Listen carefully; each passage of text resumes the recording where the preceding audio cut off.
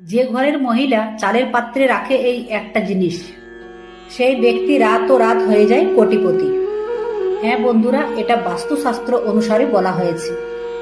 আসুন জেনে নেওয়া যাক এই চালের ডাব্বায় আপনি কি এমন জিনিস রাখবেন তাতে আপনি রাতারাত কোটিপতি হয়ে যাবেন। আগে জানার আগে মা লক্ষ্মীর ভক্তরা ভিডিওতে একটি কমেন্ট করে জয় মা লক্ষ্মীর জয় অবশ্যই লিখুন। যদি আপনার ঘরে আয় উন্নতি নেই, অর্থের টানাপোড়েন চলছে, তাহলে এই রান্নাঘরে ছোট্ট ছোট্ট কিছু উপায় করুন। 1 নাম্বার, আপনার রান্নাঘরে সূর্যের আলো প্রবেশ করবে, হাওয়া বাতাস প্রবেশ করবে, এরকম কিছু উপায় করুন।